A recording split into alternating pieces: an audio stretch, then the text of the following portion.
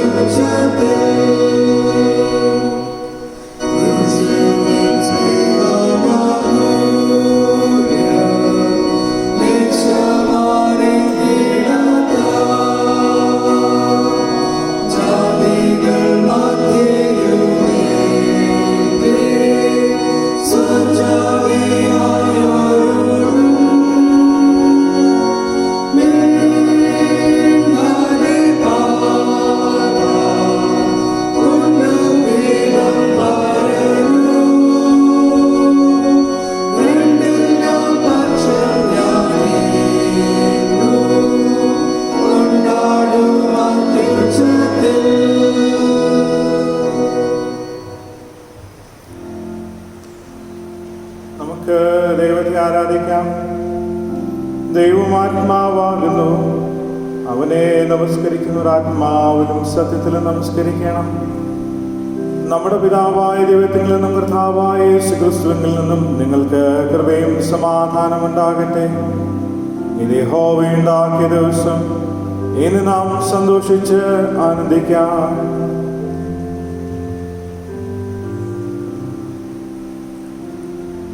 ജാതികൾ സന്തോഷിച്ച് ഘോഷിച്ച് ലസിക്കും. നീ വംശങ്ങളെ നേരോട് വിധിച്ച് ഭൂമിയിലെ ജാതികളെ ഭരിക്കുന്നുവല്ലോ. ദൈവം നമ്മുടെ സങ്കേതവും ബലവുമാകുന്നു. കഷ്ടങ്ങളിൽ അവൻ ഏറ്റവും അടുത്ത തുണയായിരിക്കുന്നു. കർത്താവേ, ഞങ്ങളെ അധരങ്ങളെ തുറക്കണമേ. പിതാവിനും പുത്രനും പരിശുദ്ധാത്മാവിനും മഹത്വമുണ്ടാകട്ടെ.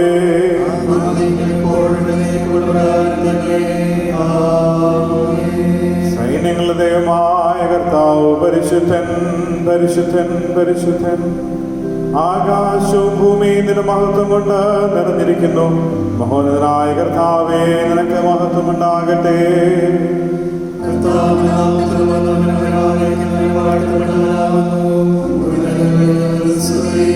ദൈവമേ, നീ പരിശുദ്ധനാകുന്നു. സർവശക്തനെ, നീ പരിശുദ്ധനാകുന്നു. മരണമില്ലാത്തവനെ, നീ പരിശുദ്ധനാകുന്നു. ഞങ്ങൾക്ക് വേണ്ടി ക്രൂശിക്കപ്പെട്ട ഞങ്ങളുടെ വീണ്ടെടുപ്പുകാരനായ കർത്താവേ, ഞങ്ങളോട് കരുണ ചെയ്യണമേ.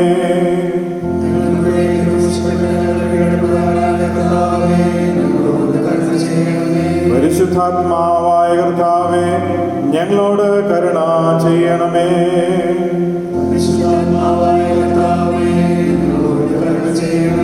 കർത്താവേ, ഞങ്ങളുടെ പ്രാർത്ഥനകളും സ്തോത്രങ്ങളും കൈക്കൊണ്ട് ഞങ്ങളോട് കരുണ ചെയ്യണമേ.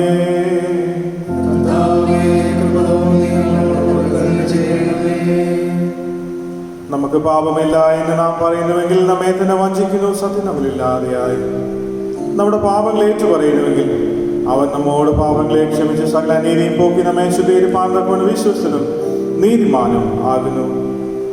നമുക്കുള്ള മഹാപുരോഹിതൻ നമ്മുടെ ബലഹീനതകളിൽ സഹതാപം കാണിപ്പാൻ കഴിയാത്തവനല്ല.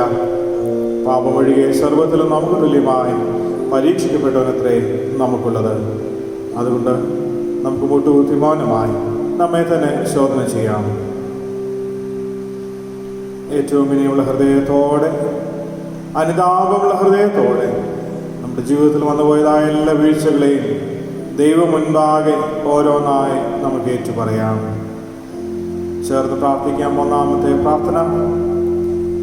സർവശക്തിയും മഹാകരുണയുള്ള പിതാവേ, ഞങ്ങൾ കാണാതെ പോയ ആടുകളെ പോലെ നിന്റെ വഴികളിൽ സഞ്ചരിക്കുന്നു.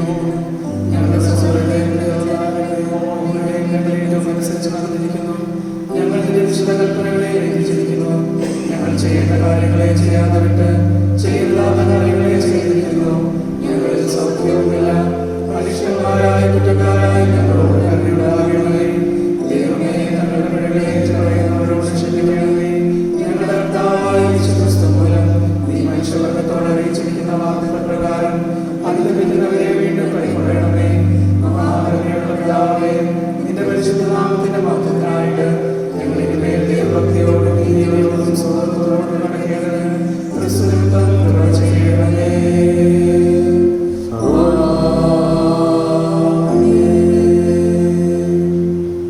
സർവശക്തനും കരുണയുള്ളവനുമായ കർത്താവ്, പാപങ്ങളുടെ മോചനവും മാപ്പും ജീവിതം ക്രമപ്പെടുത്തുന്ന അവസരവും പരിശുദ്ധാത്മാവിന്റെ കൃപയും ആശ്വാസവും നമുക്ക് നൽകുമാറാകട്ടെ.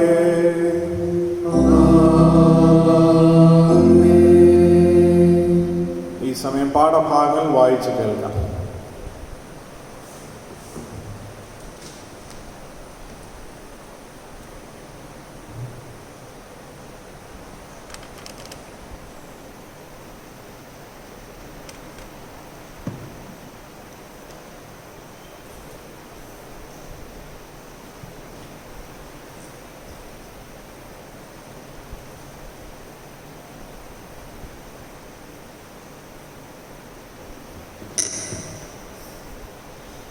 ഇന്ന് കാലത്തേക്ക് നിശ്ചയിച്ചിരിക്കുന്ന ഒന്നാം വേദഭാഗം പുറപ്പാട് പുസ്തകം 14-ാം അധ്യായം 15-ാം വാക്യം മുതൽ 31-ാം വാക്യം വരെ. പുറപ്പാട് 14:15 മുതൽ. അപ്പോൾ യഹോവ മോശയോട് അരുളി ചെയ്തത്, നീ എന്നോട് നിലവിളിക്കുന്നതെന്ത്? മുമ്പോട്ട് പോകുവാൻ ഇസ്രായേൽ മക്കളോട് പറക. വടിയെടുത്ത് നിന്റെ കൈ കടലിന്മേൽ നീട്ടി അതിനെ വിഭാഗിക്കാം. ഇസ്രായേൽ മക്കൾ കടലിൻ്റെ നടുവെ ഉണങ്ങിയ നിലത്തുകൂടി കടന്നു പോകും. എന്നാൽ ഞാൻ മിസ്രയീമ്യരുടെ ഹൃദയത്തെ കഠിനമാക്കും. അവർ ഇവരുടെ പിന്നാലെ ചെല്ലും. ഞാൻ ഫറവോനിലും അവൻ്റെ സകല സൈന്യത്തിലും അവൻ്റെ രഥങ്ങളിലും കുതിരപ്പടയിലും എന്നെ തന്നെ മോഹത്തപ്പെടുത്തും. ഇങ്ങനെ ഞാൻ ഫറവോനിലും അവൻ്റെ രഥങ്ങളിലും കുതിരപ്പടയിലും എന്നെ തന്നെ മഹത്വപ്പെടുത്തുമ്പോൾ ഞാൻ യഹോവയാകുന്നു എന്ന് മിസ്രയീമ്യർ അറിയും. അനന്തരം ഇസ്രായേലരുടെ സൈന്യത്തിനു മുമ്പായി നടന്ന ദൈവദൂതൻ അവിടെ നിന്ന് മാറി അവരുടെ പിന്നാലെ നടന്നു. മേഘസ്തംഭവും അവരുടെ മുമ്പിൽ നിന്ന് മാറി പിമ്പിൽ പോയി നിന്നു. രാത്രി മുഴുവനും മിസ്രയീമ്യരുടെ സൈന്യവും ഇസ്രായേലരുടെ സൈന്യവും തമ്മിൽ അടുക്കാത്തവണ്ണം അത് അവയുടെ മധ്യേ വന്ന് അവർക്ക് മേഘവും അന്ധകാരവുമായിരുന്നു. ഇവർക്കോ രാത്രി പ്രകാശമാക്കി കൊടുത്തു. മോശ കടലിന്മേൽ കൈനീട്ടി. യഹോവ അന്ന് രാത്രി മുഴുവനും മഹാശക്തിയുള്ള ഒരു കിഴക്കൻ കാറ്റുകൊണ്ട് കടലിനെ പിൻവാങ്ങിച്ച് ഉണങ്ങിയ നിലമാക്കി. അങ്ങനെ വെള്ളം തമ്മിൽ വേർപിരിഞ്ഞു. ഇസ്രായേൽ മക്കൾ കടലിൻ്റെ നടുവിൽ ഉണങ്ങിയ നിലത്തുകൂടി നടന്നുപോയി. അവരുടെ ഇടത്തും വലത്തും വെള്ളം മതിലായി നിന്നു. മിസ്രയീമ്യർ പിന്തുടർന്നു. ഫറവോന്റെ കുതിരയും രഥങ്ങളും കുതിരപ്പടയും എല്ലാം അവരുടെ പിന്നാലെ കടലിൻ്റെ നടുവിലേക്ക് ചെന്നു. പ്രഭാതയാമത്തിൽ യഹോവ അഗ്നിമേഘസ്തംഭത്തിൽ നിന്ന് മിസ്രയീമ്യ സൈന്യത്തെ നോക്കി മിസ്രയീമ്യ സൈന്യത്തെ താറുമാറാക്കി. അവരുടെ രഥചക്രങ്ങളെ തെറ്റിച്ച് ഓട്ടം പ്രയാസമാക്കി. അതുകൊണ്ട് മിസ്രയീമ്യർ നാം ഇസ്രായേലിനെ വിട്ട് ഓടിപ്പോകാം, യഹോവ അവർക്ക് വേണ്ടി മിസ്രയീമ്യരോട് യുദ്ധം ചെയ്യുന്നു എന്ന് പറഞ്ഞു. അപ്പോൾ യഹോവ മോശയോട്, വെള്ളം മിസ്രയീമ്യരുടെ മേലും അവരുടെ രഥങ്ങളിന്മേലും കുതിരപ്പടയിന്മേലും മടങ്ങി വരേണ്ടതിന് കടലിന്മേൽ കൈനീട്ടുക എന്ന് കൽപ്പിച്ചു. മോശ കടലിന്മേൽ കൈനീട്ടി. പുലർച്ചയ്ക്ക് കടൽ അതിൻ്റെ സ്ഥിതിയിലേക്ക് മടങ്ങി വന്നു. മിസ്രയീമ്യർ അതിന് എതിരായി ഓടി. യഹോവ മിസ്രയീമ്യരുടെ കടലിന് നടുവിൽ തള്ളിയിട്ടു. വെള്ളം മടങ്ങി വന്ന് അവരുടെ പിന്നാലെ കടലിലേക്ക് ചേർന്നിരുന്ന രഥങ്ങളെയും കുതിരപ്പടയെയും ഫറവോന്റെ സൈന്യത്തെയും എല്ലാം മുക്കിക്കളഞ്ഞു. അവരിൽ ഒരുത്തൻ പോലും ശേഷിച്ചില്ല. ഇസ്രായേൽ മക്കൾ കടലിൻ്റെ നടുവെ ഉണങ്ങിയ നിലത്തുകൂടി കടന്നുപോയി. വെള്ളം അവരുടെ ഇടത്തും വലത്തും മതിലായി നിന്നു. ഇങ്ങനെ യഹോവ ആ ദിവസം ഇസ്രായേലിലെ മിസ്രയീമ്യരുടെ കയ്യിൽ നിന്ന് രക്ഷിച്ചു. മിസ്രയീമ്യർ കടൽക്കരയിൽ ചത്തടിഞ്ഞ് കിടക്കുന്നത് ഇസ്രായേല്യർ കാണുകയും ചെയ്തു. യഹോവ മിസ്രയീമ്യരിൽ ചെയ്ത ഈ മഹാപ്രവൃത്തി ഇസ്രായേൽ കണ്ടു. ജനം യഹോവയെ ഭയപ്പെട്ടു. യഹോവയിലും അവൻ്റെ ദാസനായ മോശയിലും വിശ്വസിച്ചു. ഇവിടെ വായിപ്പാൻ നിശ്ചയിച്ച 1-ാം വേദഭാഗം വായിച്ച് അവസാനിക്കുന്നു.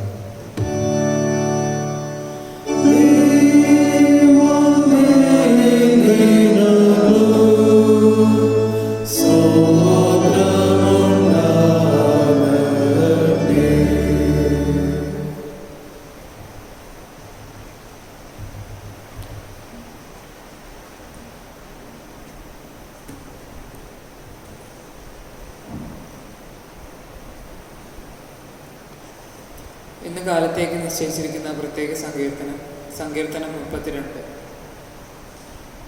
32-ാം സങ്കീർത്തനം നമുക്ക് വാക്യപ്രതിവാക്യമായി വായിക്കാം. ലംഘനം ക്ഷമിച്ചും പാപം മറച്ചും കിട്ടിയവൻ ഭാഗ്യവാൻ.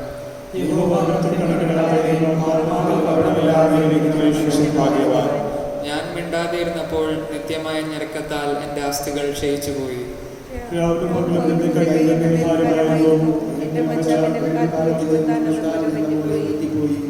ഞാൻ എൻ്റെ പാപം നിന്നോട് അറിയിച്ചു, എൻ്റെ അകൃത്യം മറച്ചതുമില്ല. എൻ്റെ ലംഘനങ്ങളെ യഹോവയോട് ഏറ്റുപറയും എന്ന് ഞാൻ പറഞ്ഞു. അപ്പോൾ നീ എൻ്റെ പാപത്തിൻ്റെ കുറ്റം ക്ഷമിച്ചു തന്നു.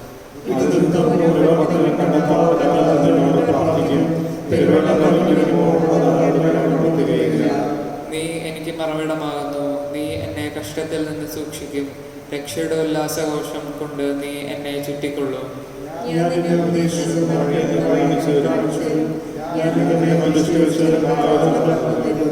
നിങ്ങൾ ബുദ്ധിയില്ലാത്ത കുതിരയെയും കോവർ കഴുതയെയും പോലെ ആകരുത്. അവയുടെ ചമയങ്ങളായ കടിഞ്ഞാണും മുഖപ്പട്ടയും കൊണ്ട് അവയെ അടക്കി വരുന്നു, അല്ലെങ്കിൽ അവ നിനക്ക് സ്വാധീനമാകുകയില്ല.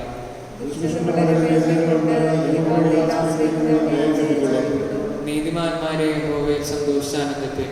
ഹൃദയപരമാർത്ഥികളെ എല്ലാവരുമായുള്ളവരെ ഘോഷിച്ചുല്ലസിപ്പിൻ.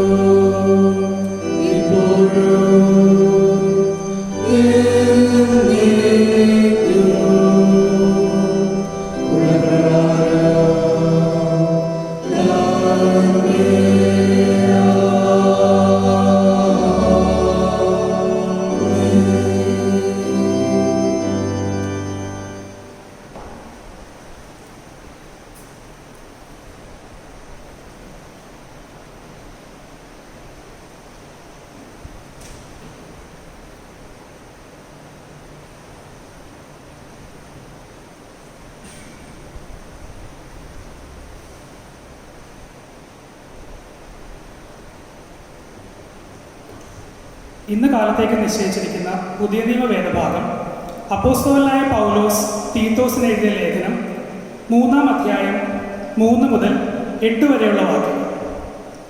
തീത്തോസ് 3-ാം അധ്യായം 3 മുതൽ 8 വരെയുള്ള വാക്യങ്ങളിലേക്ക് എഴുതും. മുമ്പേ നാമും ബുദ്ധികെട്ടവരും അനുസരണമില്ലാത്തവരും വഴിതെറ്റി നടക്കുന്നവരും നാനാമോഹങ്ങൾക്കും ഭോഗങ്ങൾക്കും അധീനരും ഈർഷ്യയിലും അസൂയയിലും കാലം കഴിക്കുന്നവരും ദ്വേഷിതരും അന്യോന്യം പകയ്ക്കുന്നവരുമായിരുന്നുവല്ലോ. എന്നാൽ നമ്മുടെ രക്ഷിതാവായ ദൈവത്തിൻ്റെ ദയയും മനുഷ്യപ്രീതിയും ഉദിച്ചപ്പോൾ അവൻ നമ്മെ നാം ചെയ്ത നീതിപ്രവർത്തികളാലല്ല തൻ്റെ കരുണപ്രകാരം അത്രേ രക്ഷിച്ചത്. നാം അവൻ്റെ കൃപയാൽ നീതീകരിക്കപ്പെട്ടിട്ട് പ്രത്യാശ പ്രകാരം നിത്യജീവന്റെ അവകാശികളായി തീരേണ്ടതിന് പുനർജനന സ്നാനം കൊണ്ടും നമ്മുടെ രക്ഷിതാവായ യേശു ക്രിസ്തു മൂലം നമ്മുടെ മേൽ ധാരാളമായി പകർന്ന പരിശുദ്ധാത്മാവിന്റെ നവീകരണം കൊണ്ടും തന്നെ. ഈ വചനം വിശ്വാസയോഗ്യം. ദൈവത്തിൽ വിശ്വസിക്കുന്നവർ സൽപ്രവൃത്തികളിൽ ഉത്സാഹികളായിരിക്കാൻ കരുതേണ്ടതിന് നീ ഇത് ഉറപ്പിച്ചു പറയണം എന്ന് ഞാൻ ഇച്ഛിക്കുന്നു. ഇത് ശുഭവും മനുഷ്യർക്ക് ഉപകാരവുമാണ്. ഇവിടെ 2-ാം വേദഭാഗം വായിച്ച് അവസാനിക്കുന്നു.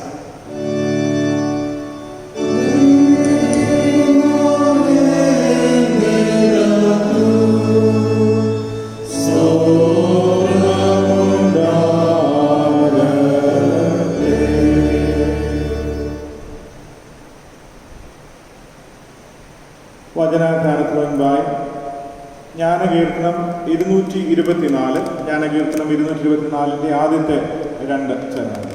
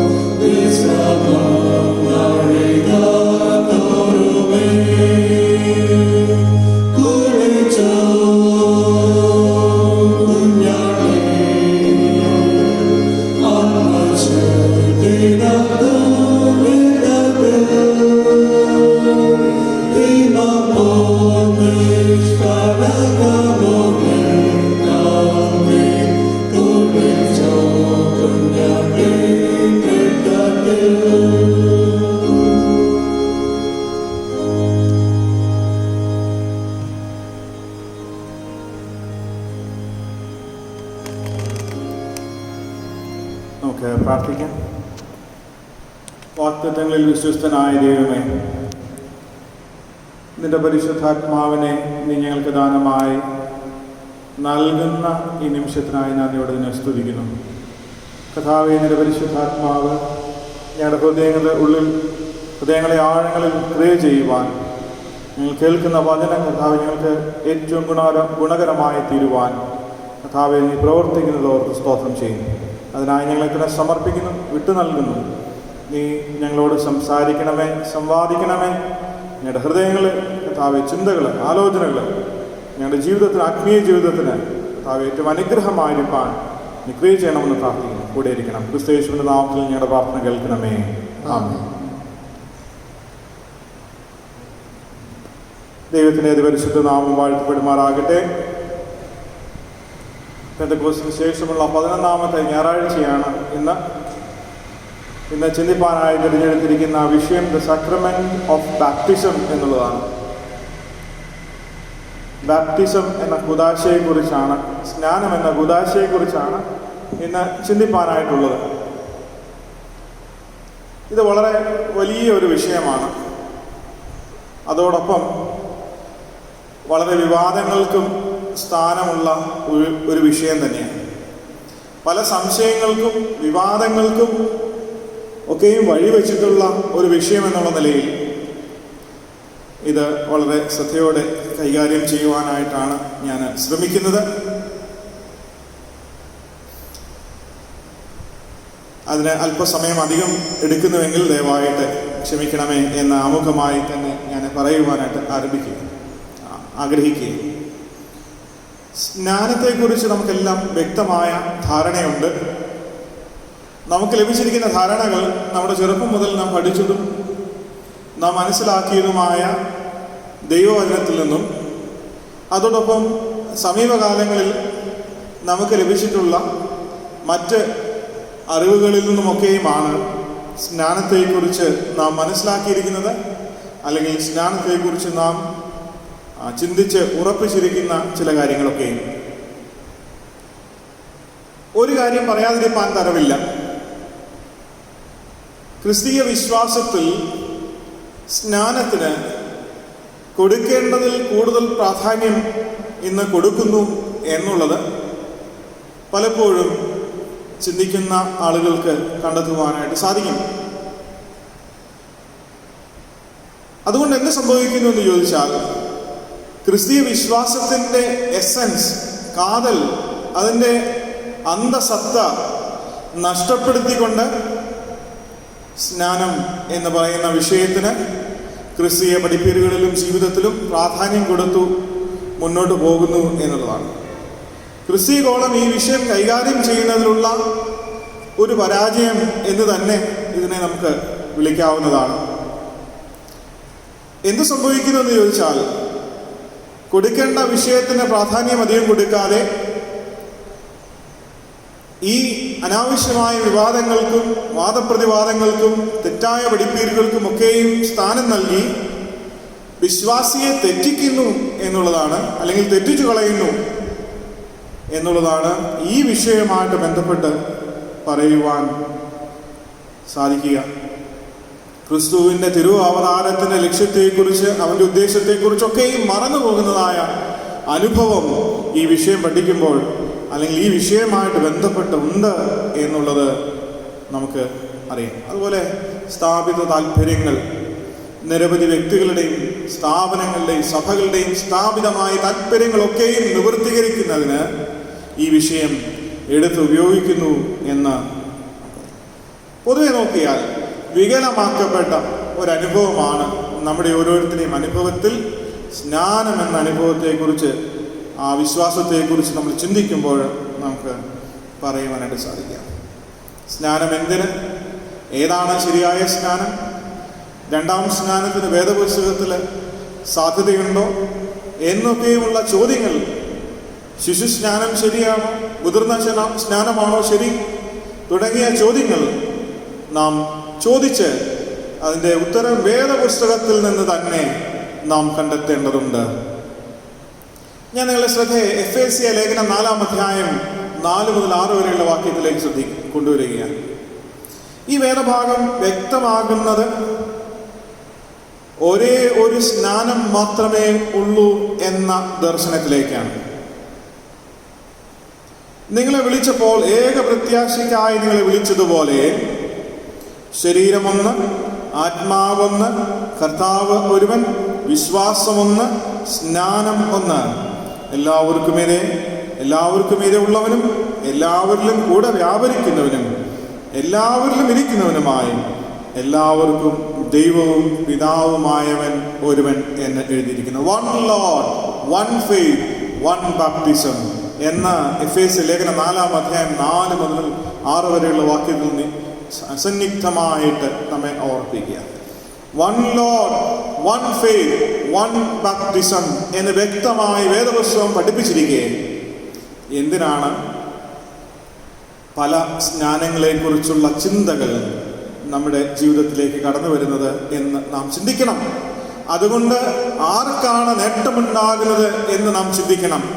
ഇത്തരത്തിലുള്ള സംശയങ്ങളും ഇത്തരത്തിലുള്ള വാദങ്ങളും പ്രതിവാദങ്ങളും ഒക്കെ നമ്മുടെ മുൻപിലേക്ക് നിരത്തുമ്പോൾ, വേദപുസ്തകം പറഞ്ഞതിന് വിരുദ്ധമായി ഇപ്രകാരമൊക്കെ നമ്മുടെ ജീവിതത്തിലേക്ക് കൊണ്ടുവരുമ്പോൾ, അതുകൊണ്ട് നേട്ടമുണ്ടാക്കുന്നത്, അതുകൊണ്ട് ആർക്ക് നേട്ടം എന്ന് നാം അതിനോട് ചേർത്ത് മനസ്സിലാക്കേണ്ട ചിന്തയാണ്. സ്നാനം ഒന്നേ ഒന്ന് മാത്രം എങ്കിൽ ഏത് സ്നാനമാണ് ശരി എന്ന് നാം ചിന്തിക്കണം. ഈ ഒരു ചോദ്യം നമ്മുടെ മനസ്സിലിരിക്കട്ടെ. ആംഗ്ലിക്കൻ പാരമ്പര്യത്തിൽ സ്നാനവും തിരുവത്താഴവും സാക്രമെന്റുകൾ എന്നാണ് അറിയപ്പെടുന്നത്. സ്നാനത്തെയും തിരുവത്താഴത്തെയും നാം സാക്രമെന്റുകൾ എന്നാണ് വിളിക്കുന്നത്. സക്രമന്ത്, ഇപ്പോൾ കർത്താവിൻ്റെ സക്രമന്ത് എന്ന വാക്ക് നമ്മൾ എല്ലാ ആഴ്ചയും തിരുവത്താഴം എടുത്ത് കഴിഞ്ഞതിന് ശേഷമുള്ള പ്രാർത്ഥനയിൽ ആരംഭിക്കുന്നതിന് മുൻപ് നമ്മൾ കേൾക്കാറുണ്ട്. സക്രമന്ത് നമുക്ക് വളരെ സുപരിചിതമായ ഒരു വാക്കാണ്. അതിൻ്റെ അർത്ഥം, sacrament is an outward and visible sign.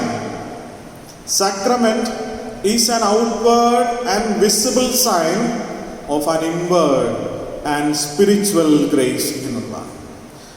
ആന്തരികമായി, ആത്മീയമായി നാം പ്രാപിക്കുന്ന ദൈവ കൃപയുടെ അടയാളങ്ങളായി സ്നാനത്തെയും തിരുവത്താഴത്തെയും കാണുകയാണ്. അത് നാം പുറമെയാണ് പ്രകടിപ്പിക്കുന്നത്, സ്നാനവും തിരുവത്താഴവും. സെയിൻറ്റ് അഗസ്റ്റീൻ പറഞ്ഞു, വളരെ ലളിതമാണ്, വളരെ ചെറിയ ഒരു എക്സ്പ്ലനേഷൻ സക്രമെന്റിനെ കുറിച്ച് പറയുന്നു. എ വിസിബിൾ വേർഡ്, കാണപ്പെടുന്ന വചനം എന്നാണ് സെയിൻറ്റ് അഗസ്റ്റീൻ പറഞ്ഞത്. ഒരു കാര്യം കൂടെ ചേർത്ത് അദ്ദേഹം പറയുന്നുണ്ട്, a visible sign of a secret thing and a visible form of an invisible grace. A visible sign of a sacred thing and a visible form of an invisible grace. എന്ന് saint Augustine ഈ സക്രമെന്റ് എന്ന വാക്കിനെ കുറിച്ച് പറഞ്ഞിരിക്കുന്നു. നമ്മൾ അതിൻ്റെ വ്യാഖ്യാനങ്ങളൊന്നും എടുക്കേണ്ടതില്ല. അതിൻ്റെ അർത്ഥം മാത്രം ഉൾക്കൊണ്ടാൽ മാത്രം മതിയാകും. നാം അകമേ പ്രാപിക്കുന്ന ദൈവത്തിൻ്റെ കൃപയുമായി ബന്ധപ്പെട്ടതാണ് ഇത് എന്ന് ആത്യന്തികമായി നാം മനസ്സിലാക്കണം. നാം നമ്മുടെ ഉള്ളിൽ പ്രാപിക്കുന്ന ദൈവ കൃപയുമായി ബന്ധപ്പെട്ടിട്ടുള്ളതാണ് സ്നാനവും തിരുവത്താഴവും എന്ന്. ഇത് രണ്ടുമാണ് CSI സഭ അംഗീകരിച്ചിരിക്കുന്ന കൂദാശകൾ. അതുകൊണ്ട് ഇത് ദൈവകൃപയുടെ, അകമേ പ്രാപിക്കുന്ന ദൈവകൃപയുടെ പുറമേ കാണുന്ന അടയാളങ്ങളായി നാം പ്രാഥമികമായി ഇതിനെ മനസ്സിലാക്കണം. ദൈവപൈതൽ അനുഭവിക്കുന്ന ആത്മീയമായ കൃപയുടെ അടയാളങ്ങളായി ഈ രണ്ട് സയൻസായി ഈ രണ്ട് അനുഭവങ്ങളെയും നാം കാണുകയാണ്. ദൈവകൃപയുടെ മുഖാന്തരങ്ങളായി, ദൈവകൃപ പ്രാപിക്കുവാനുള്ള മുഖാന്തരങ്ങളായി നാം ഇതിനെ കാണുകയാണ്. ഒന്ന് ജീവിതത്തിൽ ഒരു പ്രാവശ്യവും, മറ്റൊന്ന് നാം കൂടി വരുമ്പോഴൊക്കെയും ദൈവകൃപ പ്രാപിക്കുന്ന അനുഭവമായി സ്നാനവും തിരുവത്താഴവും നമുക്ക് മുൻപിൽ നിൽക്കുകയാണ്. ഈ ദൈവകൃപയാണ് നമ്മെ ദൈവമക്കളായി നിർത്തിയിരിക്കുന്നത്. നാം അകമേ പ്രാപിക്കുന്ന ദൈവകൃപ എന്ന് പറയുന്ന അനുഭവമാണ് നമ്മെ ഓരോരുത്തരെയും ദൈവ പൈതങ്ങളായി നിർത്തിയിരിക്കുന്നത്. ഞാനും ദൈവവും തമ്മിലുള്ള ബന്ധം എന്താണെന്ന് ചോദിച്ചാൽ, മറ്റു വിശ്വാസങ്ങളിൽ നിന്നൊക്കെ വ്യത്യസ്തമായി നമുക്ക് പറയുവാൻ അഭിമാനത്തോടെ, സന്തോഷത്തോടെ, ധൈര്യത്തോടെ പറയുവാൻ സാധിക്കുന്നത്, ഒരു വിശ്വാസിക്ക്, ദൈവ പൈതലിനെ, ക്രിസ്ത്യാനിക്ക് പറയുവാൻ സാധിക്കുന്നത് ഞാൻ ദൈവ പൈതൽ എന്നുള്ളതാണ്. ഈ ദൈവത്തിൻ്റെ കൃപയാണ് എന്നെയും നിങ്ങളെയും ദൈവ പൈതൽ എന്ന സ്ഥാനത്ത് നിർത്തിയിരിക്കുന്നത് എന്ന് നമ്മൾ മറന്നു പോകരുത്.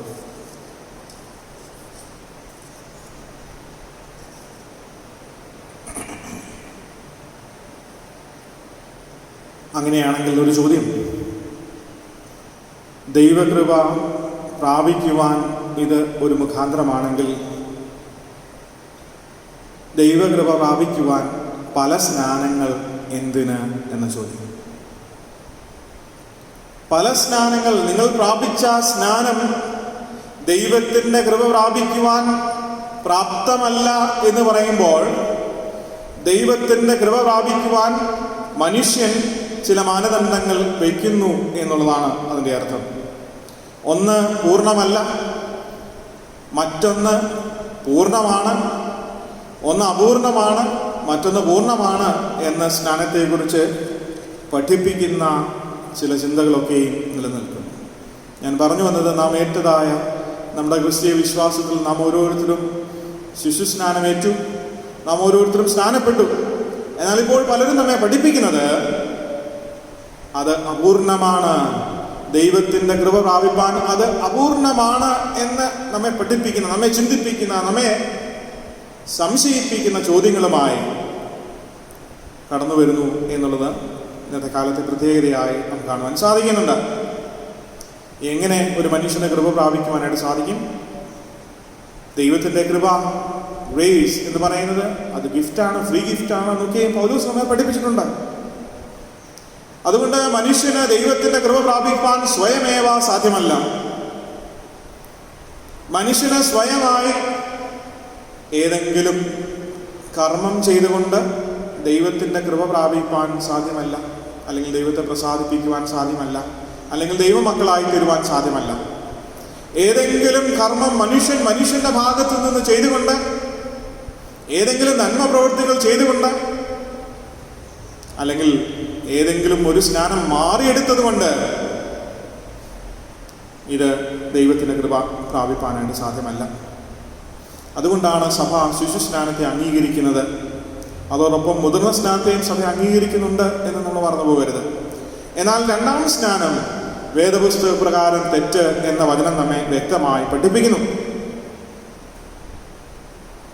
എന്താണ് ശിശു സ്നാനത്തെക്കുറിച്ച് വേദപുസ്തകം പറയുന്നത് എന്ന് നോക്കാം. സ്നാനത്തെക്കുറിച്ചാണ് നമ്മൾ പറഞ്ഞു വരുന്നത്. സ്നാനം ഒരു വലിയ സംവാദ വിഷയമായി, ചർച്ചാ വിഷയമായി, പലതരത്തിലും നമ്മുടെ വിശ്വാസത്തെ തെറ്റിച്ചു കളയുന്ന അനുഭവമായി നമ്മുടെ മുമ്പിൽ നിൽക്കുന്നു. നാം എടുത്തിരിക്കുന്ന, നാം അംഗീകരിച്ചിരിക്കുന്ന ശിശു സ്നാനം തെറ്റ്, മതിയാകുന്നതല്ല, അത് പൂർണ്ണമല്ല എന്ന് നമ്മെ പഠിപ്പിക്കുന്ന ചിന്തകൾ നമുക്ക് ചുറ്റുമുണ്ട്. എന്നാൽ വേദപുസ്തകം വളരെ വ്യക്തമായി പറയുന്നു, one Lord, one faith, one baptism, ദൈവം ഒരുവൻ, വിശ്വാസം ഒന്ന്, സ്നാനം ഒന്ന് എന്ന് വ്യക്തമായി നമ്മെ പഠിപ്പിക്കുന്നു. അതുകൊണ്ട് അത് മാത്രമല്ല, സ്നാനമേൽക്കുവാൻ, സ്നാനത്തിലൂടെ ദൈവത്തിൻ്റെ കൃപ പ്രാപിക്കുന്ന അനുഭവമാണ്. ദൈവത്തിൻ്റെ കൃപ പ്രാപിക്കുവാൻ മനുഷ്യന് ഒന്നും ചെയ്യുവാൻ സാധ്യമല്ല എന്നും നമ്മൾ ഇതുവരെയും ചിന്തിച്ചു. മർക്കോസ് സുവിശേഷം 10-ാം അധ്യായത്തിൽ ശിശു സ്നാനത്തെക്കുറിച്ചാണ് പറഞ്ഞിരിക്കുന്നത്. മറ്റൊരു ഭാഗത്തെക്കുറിച്ച് പറയുവാനാണ് ഞാൻ ആഗ്രഹിക്കുന്നത്. ഇതുവരെ നമ്മൾ പറഞ്ഞു വന്നത് സ്നാനത്തെക്കുറിച്ച് വേദപുസ്തകം എന്ത് പറയുന്നു, എത്ര സ്നാനമുണ്ട് എന്നൊക്കെയാണ്. ഇവിടെ പറയുവാനായിട്ട് ആഗ്രഹിക്കുന്ന മർക്കോസ് സുവിശേഷം 10-ാം അധ്യായം 13 മുതൽ 16 വരെയുള്ള വാക്യത്തിൽ ശിശു സ്നാനത്തെ അനുകൂലിക്കുന്നതായിട്ടുള്ള ദർശനങ്ങളുണ്ട് എന്ന് പറയുവാനാണ് ഞാൻ ആഗ്രഹിക്കുന്നത്. മർക്കോസ് സുവിശേഷം 10-ാം അധ്യായം 13 മുതലുള്ള വാക്യങ്ങൾ. അവൻ തൊടേണ്ടതിന് ചിലർ ശിശുക്കളെ അവൻ്റെ അടുക്കൽ കൊണ്ടുവന്നു. ശിഷ്യന്മാരോ അവരെ ശാസിച്ചു. യേശു അത് കണ്ടാറെ മുഷിഞ്ഞ് അവരോട്, ശിശുക്കളെ എൻ്റെ അടുക്കൽ വരുവാൻ വിടുവിൻ, അവരെ തടുക്കരുത്, ദൈവരാജ്യം ഇങ്ങനെയുള്ളവരുടേതല്ലോ എന്ന് പറഞ്ഞു. എന്ന് പറഞ്ഞാൽ ദൈവരാജ്യം ഇങ്ങനെയുള്ളവരുടേതല്ലോ, ഈ ശിശുക്കൾക്കും കൂടെ ഉള്ളതാണ്. അതുകൊണ്ട് അവരെ എൻ്റെ അടുക്കൽ വരുവാൻ നിങ്ങൾ തടുക്കരുത് എന്ന് കർത്താവ് അവിടെ പറയുക.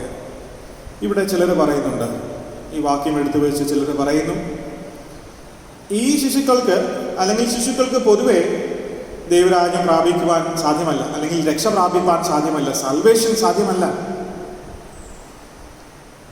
എന്നാൽ ശിശുക്കളെ പോലെ നിഷ്കളങ്കതയോടെയുള്ള അനുഭവത്തിൽ വിശ്വാസമേറ്റു പറയുന്നവർക്ക് മാത്രമാണ് ദൈവരാജ്യം സാധിക്കുന്നത്, ഉള്ളത് എന്ന് ഇവിടെ പറയുന്നു. ഇവിടെ പറയുന്നു, ശിശുക്കൾക്ക് ദൈവരാജ്യം സാധ്യമല്ല. ശിശുക്കളെ പോലെ മാനസാന്തരപ്പെടുന്നവർക്ക്, ശിശുക്കളെ പോലെ നിഷ്കളങ്കമായി തീരുന്നവർക്ക് മാത്രമാണ് ദൈവരാജ്യം എന്ന ഈ വാക്യം എടുത്തു വെച്ച് പഠിപ്പിക്കുന്നവരുണ്ട്. എത്ര ഭോഷത്വമായ പഠിപ്പീര്, എത്ര ഭോഷത്വമായ വിവരണനം എന്ന് നമുക്കിതിനെക്കുറിച്ച് പറയുവാനായിട്ട് സാധിക്കും. ശിശു സ്നാനം തെറ്റ് എന്ന് പറയുന്നവരോട്, ചിന്തിക്കുന്നവരോട് ചോദിക്കുവാനുള്ള ചോദ്യം, കർത്താവ് തൻ്റെ ബാല്യകാലത്ത് അവൻ്റെ മാതാപിതാക്കൾക്ക് കീഴ്പ്പെട്ട് ജീവിച്ചു എന്ന് കാണുന്നു എന്ന് നാം വായിക്കുന്നുണ്ട്. അവൻ്റെ ബാല്യകാലത്തെക്കുറിച്ച് അവൻ തൻ്റെ മാതാപിതാക്കൾക്ക് കീഴ്പ്പെട്ട് ജീവിച്ചു എന്ന് പറയുന്നു. എന്ന് പറഞ്ഞാൽ അതിൻ്റെ അർത്ഥം എന്താ? അവൻ്റെ മാതാപിതാക്കളുടെ വിശ്വാസത്തിലും അവൻ്റെ മാതാപിതാക്കളുടെ ആരാധനയിലും ദൈവാശ്രയത്തിലും ദൈവഭയത്തിലും അവൻ്റെ ബാല്യത്തിൽ വളർത്തപ്പെട്ടു, അതിനവൻ കീഴ്പ്പെട്ടു എന്ന് തന്നെയാണ് അതിൻ്റെ അർത്ഥം. എല്ലാ അനുഭവങ്ങളും, വിശ്വാസ അനുഭവങ്ങളും, ബാല്യത്തിൽ പഠിക്കേണ്ട എല്ലാ കാര്യങ്ങളും മാതാപിതാക്കൾ അവന് പഠിപ്പിച്ചു കൊടുത്തു. കർത്താവിൻ്റെ കാര്യം മാത്രമല്ല, എല്ലാവരുടെയും കാര്യം അങ്ങനെ തന്നെയാണ്. ഒരു വലിയ പ്രോസസ് അവിടെ നടക്കുന്നുണ്ട്. ഈ പൈതങ്ങളെ ദൈവപാതയിൽ നടത്തുവാൻ മാതാപിതാക്കൾ അവിടെ ശ്രമിക്കുന്നു, ശ്രദ്ധിക്കുന്നു, അവരത് ചെയ്യുന്നു എന്ന് നമ്മുടെ ഓരോരുത്തരുടെയും ജീവിതത്തിൽ നിന്ന് നമുക്കറിയാം. അതുകൊണ്ടാണ് നമ്മൾ സൺഡേ സ്കൂളിലൊക്കെയും പ്രോത്സാഹിപ്പിക്കുന്നത്, അല്ലെങ്കിൽ ദേവാലയത്തിൽ കുഞ്ഞുങ്ങൾക്ക് സ്ഥാനം കൊടുത്തിരിക്കുന്നത്, ആരാധനയിൽ കുഞ്ഞുങ്ങളെ പങ്കെടുപ്പിക്കുന്നതെന്നൊക്കെയും നമുക്കറിയാം. മക്കളെ ബാലശിക്ഷയിലും പത്യോപദേശത്തിലും വളർത്തേണ്ടതിന്റെ ആവശ്യത്തെക്കുറിച്ച് വചനം നമ്മെ വ്യക്തമായി പഠിപ്പിക്കുന്നുണ്ട്. ശിശുസ്നാന സമയത്ത് ദേവാലയത്തിൽ ബപ്തിസ്മയ്ക്കായി പൈതലിനെ കൊണ്ടുവരുമ്പോൾ അവരെടുക്കുന്ന ഉത്തരവാദിത്തങ്ങളിൽ, തീരുമാനങ്ങളിൽ ചിലത് ഇപ്രകാരമാണ്. ഒന്ന്, ഈ പൈതലിൽ, ഈ ശിശുവിൽ പഴയ മനുഷ്യൻ, പുതിയ മനുഷ്യൻ ഉയർത്തപ്പെടണം. പഴയ ആദാം കുഴിച്ചിടപ്പെടണം. രണ്ട്, ജഡീകമായ ദുർമോഹങ്ങളെല്ലാം ഇവനിൽ മരിക്കണം. ആത്മീയമായത് ഉയർത്തെഴുന്നേൽക്കണം. പിശാചിനോടും ലോകത്തോടും എതിർത്ത് നിൽക്കുവാൻ ആവശ്യമായ ആത്മീയമായ ബലവും ശക്തിയും ഈ പൈതൽ പരിശുദ്ധാത്മാവിനാൽ പ്രാപിക്കണം. പല കാര്യങ്ങളാണ് അവിടെ പറയുന്നത്. ഞാൻ വീണ്ടും പറയുവാനായിട്ട് ആഗ്രഹിക്കുന്നില്ല. സ്നാനമൊക്കെ നമ്മൾ പങ്കെടുക്കുമ്പോൾ ഇനി ശ്രദ്ധിച്ചാൽ മതി. അവിടെ പറഞ്ഞിരിക്കുന്ന അനുഭവങ്ങൾ മാതാപിതാക്കളും ജ്ഞാനമാതാപിതാക്കളും ഈ പൈതലിനെ മേൽ പറഞ്ഞതായിട്ടുള്ള കാര്യങ്ങളിലൂടെ ഈ പൈതലിന് ദൈവരാജ്യത്തിന് അവകാശം ലഭിക്കേണ്ടതിന് അവനെ വളർത്തിക്കൊള്ളാമെന്നും ഈ പൈതലിന്റെ പേർക്ക് മാതാപിതാക്കളും ജ്ഞാനമാതാപിതാക്കളും അവരുടെ ജീവിതവും ദൈവമുൻപാകെ ക്രമീകരിച്ചു കൊള്ളാമെന്നും പ്രതിജ്ഞ ചെയ്യുന്നുണ്ട് എന്ന് നമ്മൾ മറന്നു പോകരുത്. നാം ഓരോരുത്തരും അപ്രകാരം ദൈവമുൻപാകെ പ്രതിജ്ഞ ചെയ്തിട്ടുണ്ട് എന്ന് നമ്മൾ മറന്നു പോകരുത്. ഇതെല്ലാം കാണിക്കുന്നത് വിശ്വാസത്തോടെ മാതാപിതാക്കൾ ദൈവസന്നിധിയിൽ പൈതലിനെ കൊണ്ടുവരുമ്പോൾ ദൈവം ആ കുഞ്ഞിനെ സ്വീകരിക്കുന്നു എന്നുള്ളതാണ്. ദൈവകൃപയും പരിശുദ്ധാത്മാവിന്റെ നിയോഗവും നിറവും യാചിക്കുന്നവർക്ക് ദൈവം സാധിപ്പിക്കുന്നു, അവൻ തള്ളുകയില്ല എന്ന് തന്നെയാണ് ഈ ഭാഗങ്ങളൊക്കെയും നമ്മെ ഓർമ്മിപ്പിക്കും. 4 ആൾ ചുമന്നുകൊണ്ട് പക്ഷപാതക്കാരനെ കർത്താവിന് മുൻപിൽ കൊണ്ടുവന്നപ്പോൾ അവരുടെ വിശ്വാസം കണ്ടിട്ട് പ്രവർത്തിച്ച കർത്താവ് ആ വിശ്വാസത്തിൽ പ്രവർത്തിക്കാൻ, ഈ വിശ്വാസത്തിൽ എനിക്ക് പ്രവർത്തിപ്പാൻ സാധ്യമല്ല എന്ന് ഒരിക്കലും പറയുകയില്ല എന്ന് നാം ചിന്തിക്കണം. ദൈവകൃപ പ്രാപിപ്പാൻ ശിശുസ്നാനം മതിയായത് എന്ന് ഇരിക്കെ നിങ്ങൾക്ക് മാനസാന്തര സ്നാനമാണ് ആവശ്യമുള്ളത്. നിങ്ങൾ മാനസാന്തര സ്നാനം എടുത്തിട്ടില്ല, കർത്താവിനെ സ്വന്തം രക്ഷിതാവും കർത്താവുമായി ഏറ്റുപറഞ്ഞ് സ്നാനമെടുത്തിട്ടില്ല, വിശ്വാസ സ്നാനം സ്വീകരിച്ചിട്ടില്ല എന്ന് പറഞ്ഞ് നമ്മെ തെറ്റിക്കുന്നവരോട് അയ്യോ കഷ്ടം എന്ന് പറയുകയല്ലാതെ മറ്റൊന്നും പറയുവാൻ തരമില്ല എന്ന് ഈ ചിന്തയോടനുബന്ധിച്ച് എനിക്ക് പറയുവാനായിട്ട് സാധിക്കും. നിരർത്ഥകമായ പൊള്ളയായ വാദപ്രതിവാദങ്ങൾ ലോകത്ത് ഉയർന്നു വരുന്നതിൻ്റെ കാരണം നാം തന്നെ അല്ലേ എന്ന് നമ്മൾ ചിന്തിക്കണം. വിശ്വാസത്തോടുകൂടെ ദേവാലയത്തിൽ പൈതലിനെ കൊണ്ടുവരുമ്പോൾ പലപ്പോഴും നമ്മളത് ചിന്തിക്കാറില്ല. സാധാരണഗതിയിൽ ഇവിടെ നമ്മുടെ ദേവാലയത്തിൽ സ്നാനം എടുക്കുമ്പോൾ മാതാപിതാക്കൾക്ക് ഒരു ക്ലാസ് എടുക്കുന്നൊരു പതിവുണ്ട്. അതിൻ്റെയൊക്കെ ഉദ്ദേശം എന്തിനാണ് നിങ്ങൾ ഈ പൈതലിനെ ദേവാലയത്തിൽ കൊണ്ടുവന്നത് എന്ന് അവരെ ഒരു പ്രാവശ്യം കൂടെ ഓർമ്മിപ്പിക്കുന്നതിനാണ്.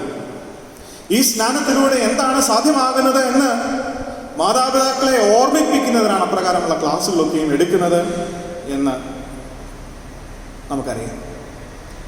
എന്താണ് അതുകൊണ്ട് അർത്ഥമാക്കുന്നത്?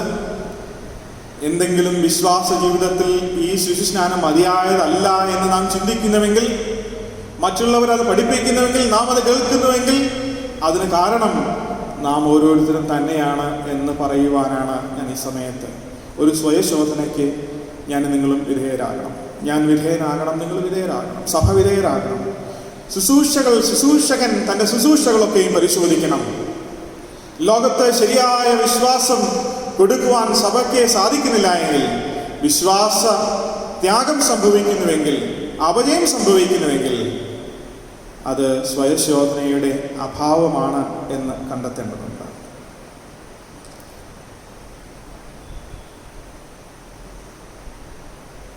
ഇവിടെ മറ്റൊരു ചോദ്യം വരുന്നു. അതിന് ഉത്തരം നൽകുവാനായിട്ട് പലപ്പോഴും നമുക്ക് കഴിയാറുമില്ല എന്നതാണ്. ശിശുസ്നാനത്തെക്കുറിച്ച് പറഞ്ഞപ്പോൾ അതിനോടനുബന്ധിച്ച് ചോദിക്കുന്ന മറ്റൊരു ചോദ്യമുണ്ട്. എങ്കിൽ പിന്നെ കർത്താവ് യോഹന്നാനാൽ സ്നാനമേറ്റല്ലോ എന്ന ഒരു ചോദ്യം. അതുകൊണ്ട് മുതിർന്ന സ്നാനം ശരി, രണ്ടാം സ്നാനം ശരി എന്ന് വാദിക്കുന്നവരുണ്ട്. എന്താണ് യോഹന്നാന്റെ സ്നാനം എന്ന്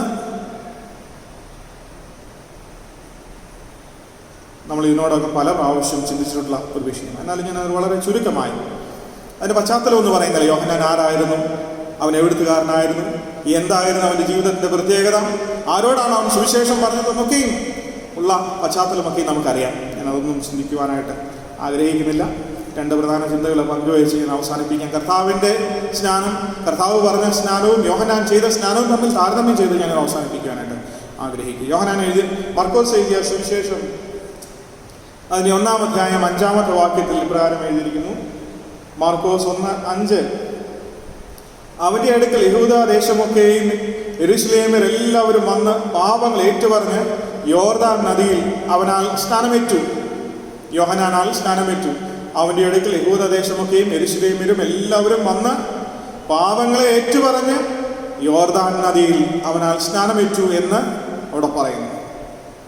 1-ാം അധ്യായത്തിൻ്റെ തന്നെ മർക്കോസ് സുവിശേഷം 1-ാം അധ്യായം 15-ാമത്തെ വാക്യം അവിടെ ഇപ്രകാരം എഴുതിയിരിക്കുന്നു. 14-15 എന്നാൽ യോഹന്നാൻ തടവിലായ ശേഷം, യോഹന്നാന്റെ മിനിസ്ട്രി അവിടെ അവസാനിച്ചു, അവൻ തടവിലായി. യേശു ഗലീലയിൽ ചെന്നു, ദൈവരാജ്യത്തിന്റെ സുവിശേഷം പ്രസംഗിച്ചു. കാലം തികഞ്ഞു,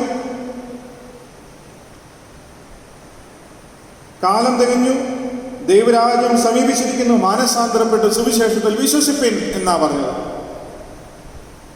യോഹന്നാൻ പറഞ്ഞു, അവൻ്റെ അടുക്കൽ വന്ന് പാപമോചനത്തിനായി പാപങ്ങളെ ഏറ്റുപറഞ്ഞ് യോർദാനിൽ അവനാൽ സ്നാനമേറ്റു. യോഹന്നാൻ നടത്തിയ സ്നാനം, കർത്താവ് പറഞ്ഞ സ്നാനം എന്താണ്?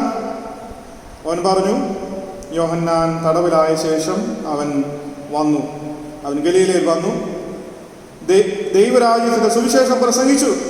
കാലം തികഞ്ഞു, ദൈവരാജ്യം സമീപിച്ചിരിക്കുന്നു, മാനസാന്തരപ്പെട്ട് സുവിശേഷത്തിൽ വിശ്വസിപ്പിൻ.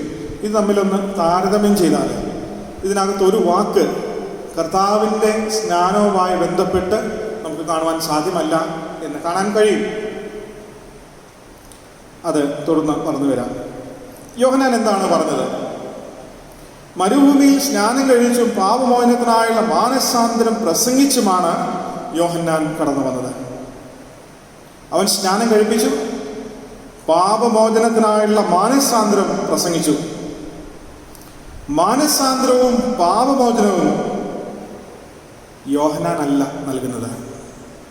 യോഹന്നാൻ ചെയ്തത് ഇവരൊക്കെയും സ്നാനം കഴിപ്പിച്ചു, അവരുടെ പാപത്തെക്കുറിച്ച് ദൈവവചനം അവരെ അറിയിച്ചു.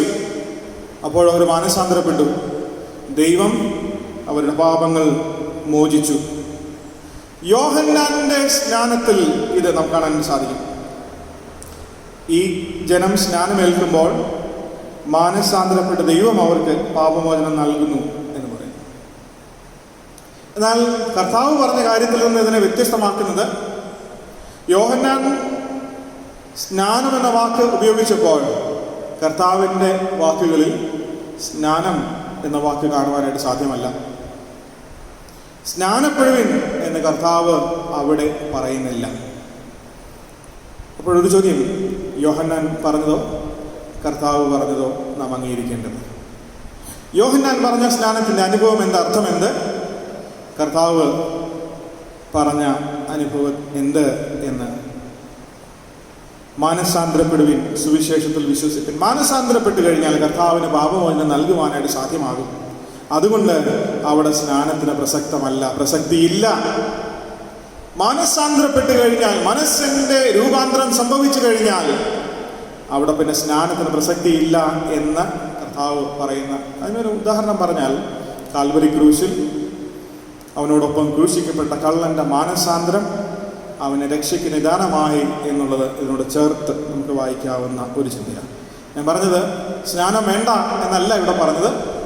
യോഹന്നാൻ പറഞ്ഞതായിട്ടുള്ള സ്നാനമല്ല കർത്താവ് പറയുന്ന സ്നാനം എന്ന് പറയുവാനായിട്ടാണ് ഇവിടെ ഞാൻ ആഗ്രഹിച്ചത്.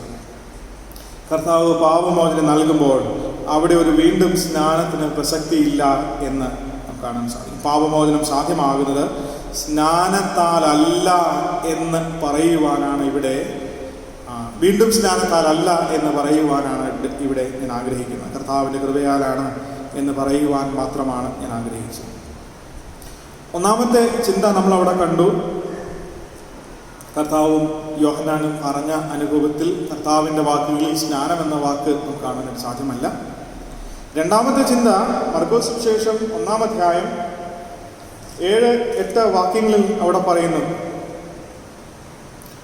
യോഹന്നാൻ യോർദാനിൽ സ്നാനമേൽക്കുന്ന സമയം കർത്താവ് വരുന്നത് കണ്ട് അവൻ പറഞ്ഞു, എന്നിലും ബലമേറിയവൻ എൻ്റെ പിന്നാലെ വരുന്നു, അവൻ്റെ ചെരുപ്പിൻ്റെ വാറ് കുനിഞ്ഞഴിപ്പാൻ ഞാൻ യോഗ്യനല്ല എന്ന് പറഞ്ഞാൽ എന്നെയും എൻ്റെ പ്രവൃത്തികളെയും യേശുവിനെയും അവൻ്റെ പ്രവൃത്തികളെയും തമ്മിൽ താരതമ്യം ചെയ്യുവാൻ ഞാൻ അയോഗ്യനാണ്. ഞാൻ നൽകുന്ന ഞാൻ കൊടുത്തതായിട്ടുള്ള ഈ സ്നാനവും കർത്താവ് പറഞ്ഞതായിട്ടുള്ള സ്നാനവും ഞാൻ പറഞ്ഞതായിട്ടുള്ള വാക്കുകളും കർത്താവ് പറഞ്ഞതായിട്ടുള്ള വാക്കുകളും തമ്മിൽ താരതമ്യം ചെയ്യുവാൻ സാധ്യമല്ല. അവൻ്റെ ചെരുപ്പിൻ്റെ വാറഴിപ്പാൻ പോലും ഞാൻ യോഗ്യനല്ല എന്നാണ് പറയുന്നത്. എന്ന് പറഞ്ഞാൽ ഞാൻ നിങ്ങളെ വെള്ളത്താൽ, തുറന്ന് അവൻ പറയുന്നു, ഞാൻ നിങ്ങളെ വെള്ളത്താൽ സ്നാനം കഴിപ്പിക്കുന്നു, ഇവനോ നിങ്ങളെ പരിശുദ്ധാത്മാവിൽ സ്നാനം കഴിപ്പിക്കും.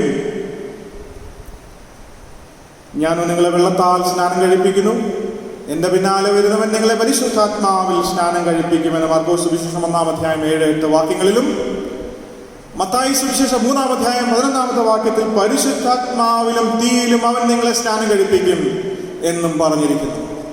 ഞാൻ നൽകുന്ന അപൂർണമായ ഈ ജലസ്നാനത്താലല്ല, ഞാൻ കൊടുക്കുന്ന ഈ അപൂർണമായ ജലസ്നാനത്താലല്ല, പൂർണ്ണമായ പരിശുദ്ധാത്മാവിലും തീയിലുമുള്ള ഒരു സ്നാനം യേശു ക്രിസ്തു നിങ്ങൾക്ക് നൽകും എന്നാണ് പറയുന്നത്.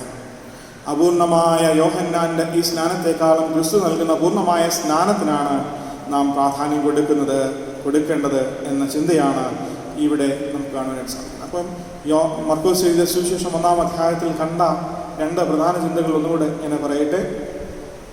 യോഹന്നാൻ പറഞ്ഞ സ്നാനവും കർത്താവ് പറഞ്ഞ സ്നാനവും തമ്മിൽ രണ്ടും രണ്ടാണ് എന്ന് പറയുന്നത്. കർത്താവ് പറഞ്ഞ അനുഭവത്തിൽ സ്നാനം എന്ന വാക്ക് അവിടെ ചേർത്ത് വരുന്നതായിട്ട് കാണുവാൻ സാധിക്കുന്നില്ല. യോഹന്നാൻ സ്നാനത്തെക്കുറിച്ച് പറയുമ്പോൾ മാനസാന്തരത്തിന്, പാപമോചനത്തിന് സ്നാനം എന്ന് പറഞ്ഞിരിക്കുന്നു. കർത്താവ് ഇവിടെ പ്രഖ്യാപിക്കുന്നു, മാനസാന്തരപ്പെടുന്നവർക്ക് പാപമോചനം കർത്താവ് നൽകും എന്ന് ഇവിടെ പ്രഖ്യാപിക്കുന്നു. അതിന് ദൈവത്തിൻ്റെ കൃപ അതിലൂടെ സാധ്യമാകും എന്ന് പറയുന്നു. താൻ നൽകുന്ന അപൂർണമായ സ്നാനത്തെക്കാൾ ശ്രേഷ്ഠമായതൊന്ന് ക്രിസ്തു പരിശുദ്ധാത്മാ സ്നാനം നൽകും എന്ന് ഇവിടെ പറയുന്നു. പരിശുദ്ധാത്മാവിൻ്റെ ദാനം പ്രാപിക്കുന്നതിന് മാനദണ്ഡമായി ഈ സ്നാനം അതുകൊണ്ട് ആവശ്യമാണ് എന്ന് ആരും പറയുവാൻ പാടുള്ളതല്ല. ഇങ്ങനെയാണെങ്കിൽ മറ്റൊരു പ്രസക്തമായ ചോദ്യം വരുന്നു, എങ്കിൽ പിന്നെ കർത്താവ് എന്തിനാണ് സ്നാനപ്പെട്ടത്? യോഹന്നാൻ നൽകുന്ന സ്നാനം അപൂർണമാണ്, അതിലൂടെ മറ്റൊന്നും സംഭവിക്കുന്നില്ല എങ്കിൽ കർത്താവ് എന്തിനാണ് യോഹന്നാനാൽ സ്നാനപ്പെട്ടത് എന്നൊരു ചോദ്യം വളരെ പ്രസക്തമാണ്. യോഹന്നാൻ എല്ലാവർക്കും നൽകിയ സ്നാനം തന്നെയാണ് കർത്താവിനും നൽകിയത്. എങ്കിലും കർത്താവിന് പാപമോചനത്തിൻ്റെ ആവശ്യമില്ല. യോഹന്നാൻ അവിടെ പാപമോചനം പ്രഖ്യാപിച്ചു, ജനങ്ങൾ മാനസാന്തരപ്പെട്ട് പാപമോചനത്തിനായി സ്നാനമേറ്റു. എങ്കിൽ കർത്താവിൻ്റെ സ്നാനം അവിടെ പാപമോചനം ആവശ്യമില്ലാത്ത ഒരു സ്നാനമാണ്. ക്രിസ്തു പാപമില്ലാത്തവനായതുകൊണ്ട് പാപമോചന സ്നാനം അവിടെ ആവശ്യമില്ല എന്ന് നമുക്കറിയാം. യോഹന്നാൻ സ്നാനം നൽകിയതായിട്ടുള്ള സമയത്ത് ഒരിക്കലും സംഭവിച്ചിട്ടില്ലാത്ത കാര്യങ്ങൾ കർത്താവ് സ്നാനമേറ്റപ്പോൾ അവിടെ സംഭവിക്കുന്നു എന്ന് കാണാം. പിതാവായ ദൈവവും പരിശുദ്ധാത്മാവും സാന്നിധ്യം അവിടെ ആ സ്നാന സമയത്ത് പുത്രന് മാത്രമായി അവിടെ നൽകപ്പെടുന്നുണ്ട് എന്ന് കാണാം. യോഹന്നാൻ നൽകിയ സ്നാനങ്ങളിൽ കർത്താവിന് മുൻപ് സ്നാനമേറ്റവരും അവന് ശേഷം സ്നാനമേറ്റവരും ഒരുപക്ഷെ ഈ സംഭവമോ ഈ അനുഭവമോ അവർക്കുണ്ടായിട്ടില്ല എന്ന് കാണാം. അതുകൊണ്ട് തന്നെ യോഹന്നാൻ നൽകിയ സ്നാനങ്ങളിൽ നിന്ന് ക്രിസ്തുവിന് മാത്രം നൽകിയ സ്നാനം വേർവിട്ട് നിൽക്കുന്നു എന്നുള്ളത് വചനം നമ്മെ ഇവിടെ വ്യക്തമായി പഠിപ്പിക്കുക. യോഹന്നാൻ മറ്റുള്ളവർക്ക് നൽകിയ സ്നാനങ്ങളിൽ നിന്ന് ക്രിസ്തുവിന് നൽകിയ സ്നാനം വ്യത്യാസമുള്ളതായിരുന്നു എന്ന് നമുക്കവിടെ കാണാൻ സാധിക്കും. പിന്നെ എന്താണ് അതിൻ്റെ പ്രത്യേകത? മർക്കോസ് സുവിശേഷം 1-ാം അധ്യായം അതിൻ്റെ 1-ാമത്തെ വാക്യം മർക്കോസ് 1:1 ഇപ്രകാരം എഴുതിയിരിക്കുന്നു: ദൈവപുത്രനായ യേശു ക്രിസ്തുവിൻ്റെ സുവിശേഷത്തിൻ്റെ ആരംഭം എന്ന് പറഞ്ഞുകൊണ്ടാണ് തുടങ്ങുന്നത്. ദൈവപുത്രനായ യേശു ക്രിസ്തുവിൻ്റെ സുവിശേഷത്തിൻ്റെ ആരംഭം എന്ന് പറഞ്ഞുകൊണ്ട് തുടങ്ങുന്നത് എന്താണെന്നറിയാമോ? യോഹന്നാൻ്റെ കാര്യമാണ് അവിടെ പറയുന്നത് എന്ന് മനസ്സിലാക്കണം.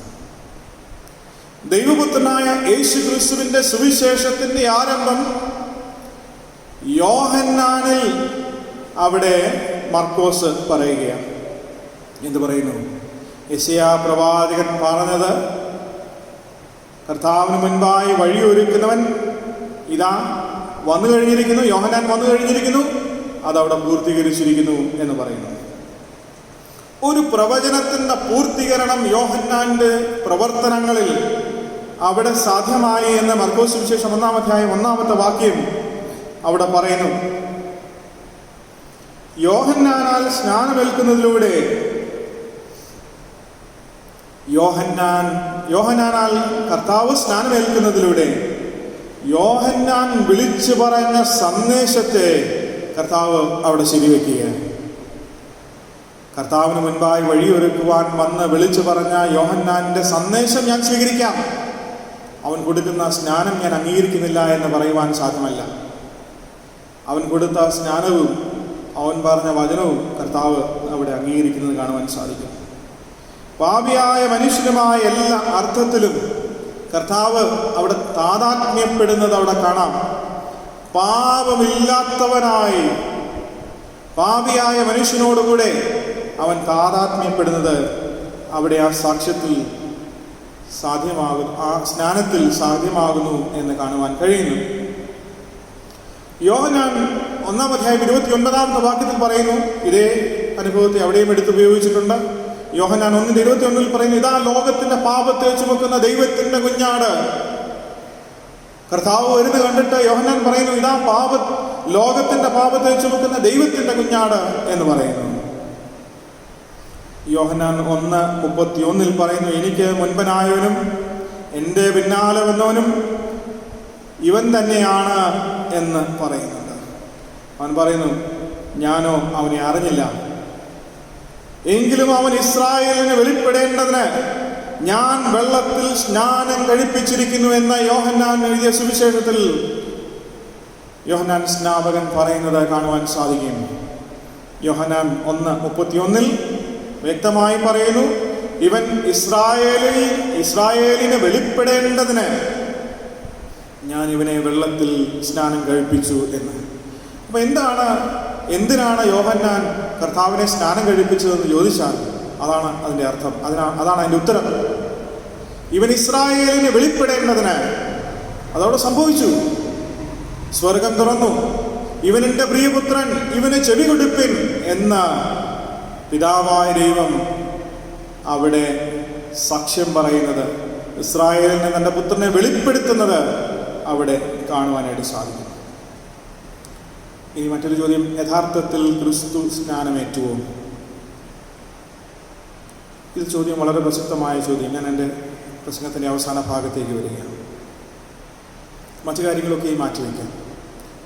വളരെ പ്രധാനപ്പെട്ട അനുഭവം, ഒരു ചോദ്യമാണിത്. യഥാർത്ഥത്തിൽ ക്രിസ്തു സ്നാനമേറ്റുവോ? ലൂക്കോസ് സുവിശേഷം 12-ാം അധ്യായം 50-ാമത്തെ വാക്യത്തിൽ ലൂക്കോസ് 12:50 പറയുന്നു, എനിക്കൊരു സ്നാനം ഏൽക്കുവാനുണ്ട്, എനിക്ക് ഒരു സ്നാനം ഏൽക്കുവാനുണ്ട്. ഞാൻ സ്നാനമേൽക്കുവാൻ പോകുന്നതേ ഉള്ളൂ. യോഹന്നാനിലേറ്റ സ്നാനത്തെക്കുറിച്ചല്ല കർത്താവ് പറയുന്നത് എന്ന് വ്യക്തമായിട്ട് അവിടെ നമ്മെ ഓർമ്മിക്കുന്നു. എനിക്കൊരു സ്നാനമേൽക്കുവാനുണ്ട്. ഈ സ്നാനമേൽക്കുവാൻ നിങ്ങൾക്ക് സാധിക്കുമോ? മാർക്കോസ് സുവിശേഷം 10-ാം അധ്യായം 38-ാമത്തെ വാക്യത്തിൽ ആ ചോദ്യം കർത്താവ് നമ്മോട് ചോദിക്കുന്നുണ്ട്. ഞാൻ ഏറ്റതായ സ്നാനമേൽക്കുവാൻ നിങ്ങൾക്ക് സാധിക്കുമോ? ഞാൻ കുടിക്കുന്ന പാനപാത്രം കുടിപ്പാനും ഞാൻ ഏൽക്കുന്ന സ്നാനമേൽപ്പാനും നിങ്ങൾക്ക് സാധിക്കുമോ എന്ന ചോദ്യം. യോഹന്നാൻ നൽകിയ സ്നാനത്തെക്കുറിച്ചല്ല ഇത് പറയുന്നതെന്ന് വ്യക്തമായും അവിടെ മനസ്സിലാക്കാം. എനിക്കൊരു സ്നാനം ഏൽക്കുവാനുണ്ട്, ഞാൻ ഏൽക്കുവാൻ പോകുന്നു. നമ്മുടെ അരുമനാഥനും രക്ഷകനുമായ യേശു ക്രിസ്തു ഏറ്റ ഈ സ്നാനമേൽക്കുവാൻ, ഈ ക്രിസ്തീയ സ്നാനമേൽക്കുവാൻ വിശ്വാസികളായി നമുക്ക് ഓരോരുത്തർക്കും സാധിക്കുന്നുവോ എന്ന ചോദ്യം വളരെ പ്രസക്തമാണ്. ഞാൻ കുടിക്കുന്ന പാനപാത്രം കുടിപ്പാനും ഞാൻ ഏൽക്കുന്ന സ്നാനമേൽക്കുവാനും നിങ്ങൾക്ക് സാധിക്കുമോ? സ്നാനത്തെക്കുറിച്ച് നാം ചിന്തിക്കുമ്പോൾ നാം യഥാർത്ഥത്തിൽ ചിന്തിക്കേണ്ട ചിന്ത ഇതാണ്. കർത്താവ് നമ്മോട് ചോദിച്ചതായിട്ടുള്ള ഈ സ്നാനത്തെക്കുറിച്ചാണ് നാം ചിന്തിക്കേണ്ടത്. അല്ലാതെ രണ്ടാം സ്നാനത്തെക്കുറിച്ച്, മാനസാന്തര സ്നാനത്തെക്കുറിച്ച്, പാപമോചന സ്നാനത്തെക്കുറിച്ച്, യോഹന്നാന്റെ സ്നാനത്തെക്കുറിച്ച്, വീണ്ടും സ്നാനത്തെക്കുറിച്ചൊന്നുമല്ല.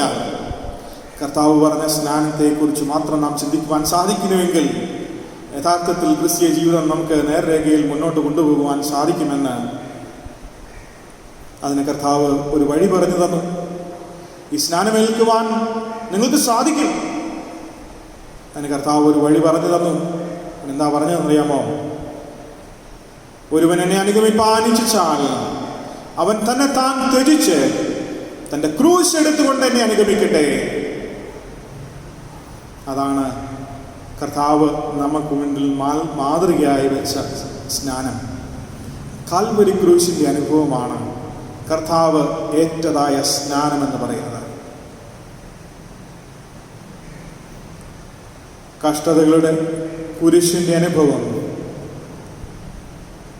അത് ഏൽക്കുവാൻ വിശ്വാസിക്ക് കഴിയാത്തിടത്തോളം കാലം അവിടെ ഒരു ത്യാഗത്തിൻ്റെ അനുഭവമുണ്ട്, ഒരു യാഗത്തിൻ്റെ അനുഭവമുണ്ട്, സ്വയം ഉപേക്ഷിക്കുന്നതിൻ്റെ അനുഭവമുണ്ട്. ക്രിസ്തു എന്ന ഭാവം നമ്മിൽ ഉരുവാകുന്ന അനുഭവമുണ്ട്. ക്രിസ്തുവിനോട് ചേരുവാൻ സ്നാനമേറ്റിരിക്കുന്നവരായ നാം, റോമർ 6-3 ക്രിസ്തുവിനോട് ചേരുവാൻ സ്നാനമേറ്റിരിക്കുന്നവരായ നാം എങ്ങനെയാണ് നാം ക്രിസ്തുവിനോട് ചേരുന്നത്? തന്നെത്താൻ ത്യജിച്ച് തന്റെ ക്രൂശ് എടുത്തുകൊണ്ട് എന്നെ അനുഗമിക്കുന്നവർക്ക് മാത്രമാണ് ക്രിസ്തുവിനോട് ചേരുവാൻ സ്നാനമേറ്റിരിക്കുന്ന അനുഭവത്തിലുണ്ട് എന്ന് പറയുവാൻ സാധിക്കുക. ക്രിസ്തുവിനോട് ചേരുവാൻ സ്നാനമേറ്റിരിക്കുന്നവരായ നാം എല്ലാവരും അവന്റെ മരണത്തിലും പങ്കാളിയാകുവാൻ സ്നാനമേറ്റിരിക്കുന്നു എന്ന് അറിയുന്നില്ലയോ? എന്താണ് ക്രിസ്തുവിന്റെ മരണത്തിന്റെ പ്രത്യേകത? അവന്റെ മരണത്തിന്റെ പ്രത്യേകത എന്ന് പറഞ്ഞാൽ അവൻ മരണത്തെ തോൽപ്പിച്ചു കളഞ്ഞു എന്നുള്ളതാണ്. മരണത്തിന് മേൽ അവൻ അധികാരം സ്ഥാപിക്കുവാൻ മരണത്തിന് സാധ്യമായില്ല എന്നുള്ളതാണ് ക്രിസ്തുവിന്റെ മരണത്തിന്റെ പ്രത്യേകത. ഒരു പുനരുദ്ധാനത്തിന്റെ, ഒരു ഉയർപ്പിന്റെ, നിത്യജീവന്റെ, രക്ഷയുടെ അനുഭവം അവിടെ ഉണ്ട് എന്ന് ഇവിടെ പറയുന്നു. ക്രിസ്തുവിനോടുകൂടെ സ്നാനമേൽക്കുവാൻ, ക്രിസ്തുവിനോട് ചേരുവാൻ സ്നാനമേറ്റിരിക്കുന്നവരായി നാം എല്ലാവരും അവന്റെ മരണത്തിന് പങ്കാളിയാകുവാൻ സ്നാനമേറ്റിരിക്കുന്നു എന്ന് നിങ്ങൾ അറിയുന്നില്ലയോ? ഒന്ന് മറന്നുപോകുന്ന ഒരു ചിന്ത. ഇതൊക്കെ മനസ്സിലുണ്ട്, ഇതൊക്കെ നമ്മുടെ വിശ്വാസത്തിലുണ്ട്. നാം മറന്നുപോകുന്നു. നാം ആരാണ്? നാം എന്താണ്? നാം എവിടെ നിൽക്കുന്നു? മറ്റു സംശയങ്ങൾക്കോ വാദപ്രതിവാദങ്ങൾക്കോ നമ്മുടെ ജീവിതത്തിൽ സ്ഥാനമില്ല എന്ന് പറയുവാൻ, നാം എന്തിനായി സ്നാനമേറ്റിരിക്കുന്നു എന്ന് പറയുവാൻ വിശ്വാസത്തിൽ നിന്ന് നമുക്ക് പറയേണ്ടതുണ്ട്. അവന്റെ മരണത്തിന് പങ്കാളിയാകുവാൻ സ്നാനമേറ്റിരിക്കുന്നുവെങ്കിൽ അവന്റെ പുനരുദ്ധാനത്തിനും സ്വർഗവാസത്തിനും അവനോടുകൂടെ നിൽപ്പാൻ നാം സ്നാനമേറ്റിരിക്കുന്നു. കൊലോസ്യർ 2-12 കൊലോസ്യർ 2:12. ആചാരാനുഷ്ഠാനങ്ങളെക്കാൾ സ്വയസമർപ്പണത്തിൻ്റെ അനുഭവമാണ് ഇവിടെ. ഒരു ത്യാഗത്തിൻ്റെ, യാഗത്തിൻ്റെ അനുഭവമാണ് സ്നാനം എന്നതുകൊണ്ട് കർത്താവ് ഉദ്ദേശിക്കുന്നത് എന്ന് ഇതുതന്നെയാണ് സഭയും പഠിപ്പിക്കുന്നത്. CSI സഭ, മർത്തോമാ സഭ, മറ്റ് സഭകൾ സ്നാനത്തെക്കുറിച്ച് പറയുമ്പോൾ പഠിപ്പിക്കുന്നത് തന്നെയാണ്. സ്നാനം എന്തായിരിക്കണം? അനുതാപത്തിനും പാപമോചനത്തിനും അത് കാരണമാകണം. അനുതാപത്തിനും പാപമോചനത്തിനും സ്നാനം കാരണമാകണം. ക്രിസ്തുവിൻ്റെ മരണ പുനരുത്ഥാനത്തോട് ഏകീഭവിക്കുന്ന അനുഭവമാകണം. അവൻ്റെ പുതുജനനാനുഭവം പാപത്തിൻ്റെ നിത്യമായ മരണത്തിൽ നിന്ന് പുതിയ ആദാമിലേക്ക് പ്രവേശിക്കുന്ന അനുഭവമാകണം. ക്രിസ്തു എന്ന ശരീരത്തോട്, ക്രിസ്തു തലയാകുന്ന ശരീരത്തോട് ഒട്ടിച്ചേരുന്ന അനുഭവമാകണം. പരിശുദ്ധാത്മാവിൻ്റെ നിറവ് പ്രാപിക്കുന്ന അനുഭവമാകണം. അത് പുറമെ അടയാളമായി ജീവിതത്തിലും കാണണം. ദൈവവചനാനുഭവം ജീവിതത്തിലുണ്ടാകണം. ഇതൊക്കെയും സ്നാനം സൂചിപ്പിക്കുന്നു. ഇതെല്ലാം സഭ പഠിപ്പിക്കുന്നുണ്ട്. അതിൻ്റെയൊക്കെ പൂർത്തീകരണമായിട്ട് സ്ഥിരീകരണവും നമുക്ക് നൽകിയിട്ടുണ്ട്. ഈ കാര്യങ്ങളൊക്കെ സ്വയമായി ഏറ്റെടുത്ത് മാതാപിതാക്കൾക്കും ജ്ഞാനമാതാപിതാക്കൾക്കും വൈദങ്ങളെ സ്വയമായി ഏറ്റെടുക്കുവാനും വൈദങ്ങളെ ദൈവപാതയിൽ വളർത്തുവാനും ഒരു വലിയ ഉത്തരവാദിത്വവും ഉണ്ട് എന്നും ഞാൻ ഈ സമയത്ത് ഓർമ്മിപ്പിക്കാനായിട്ട് ആഗ്രഹിക്കുക. പ്രിയമുള്ളവരെ, ഈ സമയത്ത് ചോദിക്കുവാനായിട്ടുള്ള ചോദ്യം ഞാൻ വീണ്ടും ഓർമ്മിപ്പിക്കട്ടെ. ഞാൻ കുടിക്കുന്ന പാനപാത്രം കുടിപ്പാനും ഞാൻ ഏൽക്കുന്ന സ്നാനമേൽപ്പാനും നിങ്ങൾക്ക് സാധിക്കുമോ? ദൈവം നമ്മെ അനുഗ്രഹിക്കട്ടെ. പ്രാർത്ഥിക്കാം. ഞങ്ങളെ സ്നേഹിക്കുന്ന കർത്താവേ, അങ്ങയുടെ മരണ പുനരുത്ഥാനത്തോട് ഏകീഭവിപ്പാൻ സ്നാനമേറ്റിരിക്കുന്നവരായ ഞങ്ങൾ ഈ ലോകത്തിൽ പരിശുദ്ധാത്മാവിൻ്റെ ദൈവകൃപയുടെ പൂർണ്ണത പ്രാപിച്ച അടയാളങ്ങളായി സാക്രമന്തുകളായി ജീവിക്കുവാൻ ഞങ്ങളെ സഹായിക്കണമേ. സ്നാനം എന്ന മഹത്തരമായ അനുഭവം ഞങ്ങൾക്ക് മുൻപിൽ വയ്ക്കുന്ന ദർശനം, അതിൻ്റെ ആന്തരികമായ അർത്ഥം വചനത്തിനനുസരിച്ച് മനസ്സിലാക്കുവാൻ, അത് വചനം പറയുന്നത് പോലെ സ്വീകരിപ്പാനും ഞങ്ങളെ നീ സഹായിക്കണമേ. നീ നൽകുന്ന രക്ഷയുടെ സന്തോഷം അതിലൂടെ പ്രാപിപ്പാൻ, ദൈവകൃപയുടെ പൂർണ്ണത പ്രാപിപ്പാൻ ഞങ്ങൾക്കിടയാക്കണം. അതിനായി ഞങ്ങളെ തന്നെ സമർപ്പിക്കുന്നു. ക്രിസ്തുയേശുവിന്റെ നാമത്തിൽ ഞങ്ങളുടെ പ്രാർത്ഥന കേൾക്കണമേ. ആമേൻ. വിശ്വാസമേറ്റ് പറയാം. അപ്പോസ്തല വിശ്വാസ പ്രമാണം ചേർന്ന് ചൊല്ലാം.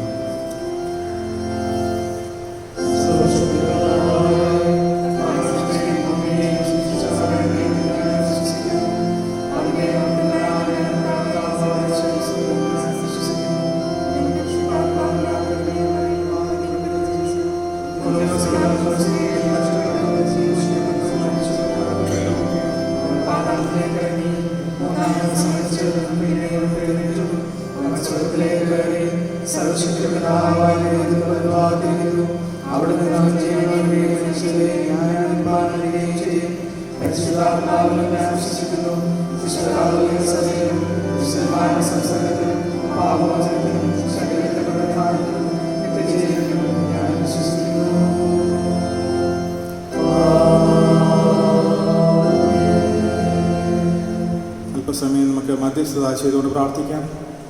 വിധങ്ങളായിട്ടുള്ള വിഷയങ്ങളെ ദൈവമുൻപാകെ നമുക്ക് കൊണ്ടുവരാം. സഭ, കുടുംബങ്ങൾ, വ്യക്തികൾ, രോഗികളായിരിക്കുന്നവർ, പ്രയാസങ്ങളിലൂടെ കടന്നു പോകുന്നവരും, വിദേശ രാജ്യങ്ങളിലെ ദൂരപ്രദേശങ്ങളായിരിക്കുന്നവർ, ഏകരായി പാർക്കുന്നവർ, വാർദ്ധക്യത്തിൻ്റെ ബലഹീനത അനുഭവിക്കുന്നവർ, സാമ്പത്തികമായ പിരിമുറുക്കങ്ങൾ അനുഭവിക്കുന്നവർ, ജോലി നഷ്ടപ്പെട്ടവർ, വിവാഹപ്രായമെത്തിയവർ, ജോലികൾക്കായി അന്വേഷിക്കുന്നവർ, പരീക്ഷകൾ എഴുതുന്ന കുഞ്ഞുങ്ങൾ, അങ്ങനെ വിവിധ പ്രായങ്ങളിലും അവസ്ഥകളിലും അനുഭവങ്ങളിലുമുള്ള എല്ലാ പ്രിയമുള്ളവരുടെയും ആവശ്യങ്ങളെ ദൈവമുൻപാകെ നമുക്ക് സമർപ്പിക്കാൻ നാം ആയിരിക്കുന്ന സഭ, സഭയിലെ കുടുംബങ്ങൾ, മഹായിടവക, ദേശം, നമ്മുടെ രാജ്യം എല്ലാം സമർപ്പിച്ച് പ്രാർത്ഥിക്കാം. കോവിഡിൻ്റെ പ്രയാസത്തിലൂടെ കടന്നു പോകുന്ന ഇടങ്ങളിലൊക്കെയും ദൈവത്തിൻ്റെ ആശ്വാസവും സമാധാനവും സൗഖ്യവും നൽകി ജീവനെ കൊള്ള പോലെ സൂക്ഷിക്കണമേ എന്ന് നമുക്ക് പ്രത്യേകമായി പ്രാർത്ഥിക്കാം. അതിനുവേണ്ടി അധ്വാനിക്കുന്ന, രോഗികളെ ശുശ്രൂഷിക്കുന്ന എല്ലാ കരങ്ങളെയും ദൈവത്തെ ബലപ്പെടുത്തണമേ എന്ന് നമുക്ക് യാചിക്കാം. ദേശത്ത് സമാധാനം വിളയാടുവാൻ, ദൈവരാജ്യം ഇവിടെ സ്ഥാപിതമാകുവാൻ ദൈവമേ നീ സഹായിക്കണമേ എന്ന് പ്രാർത്ഥിക്കാം. കാൽവരി ക്രൂശിൻ്റെ അനുഭവം, അതിനായി ഞങ്ങൾ സ്നാനമേറ്റിരിക്കുന്നു എന്ന ചിന്ത, ദിനംതോറും ഞങ്ങളുടെ ക്രൂശ് ഞങ്ങൾ ചുമന്ന് നിന്നെ പിൻപറ്റുന്ന അനുഭവം, നിന്നോടുകൂടെ ക്രൂശിക്കപ്പെടുവാനും മരിച്ചടക്കപ്പെട്ട് ഉയർക്കുവാനും ഞങ്ങൾ സ്നാനമേറ്റിരിക്കുന്നുവെന്ന ചിന്ത ഞങ്ങൾക്ക് നീ നൽകണമേ എന്ന് നമുക്ക് പ്രാർത്ഥിക്കാം. നമ്മുടെ വ്യക്തിപരമായ ആവശ്യങ്ങളെ ആഗ്രഹങ്ങളെ സമർപ്പിക്കാം. സകലതും നൽകുവാൻ, നമ്മെ പുലർത്തുവാൻ, നമ്മെ പരിപാലിക്കുവാൻ സാധിക്കുന്ന ദൈവത്തിൻ്റെ സന്നിധിയിൽ ദൈവമേ നിൻ്റെ ഹിതം എൻ്റെ ജീവിതത്തിൽ നിറവേറണമേ. ഞങ്ങളുടെ ആവശ്യങ്ങളുടെ മേൽ നീ നൽകി, പ്രവർത്തിച്ച് നൽകി ഞങ്ങളെ അനുഗ്രഹിക്കണമേ എന്ന് നമുക്ക് പ്രാർത്ഥിക്കാം. പ്രാർത്ഥനാഗാനമായി സീക്രട്ട് സോങ്സ് ആൻഡ് സോളോസിലെ സാങ്കി 227 പാട്ട്, സാങ്കി 227, അതിൻ്റെ ആദ്യത്തെ 3 ചരണങ്ങൾ. ും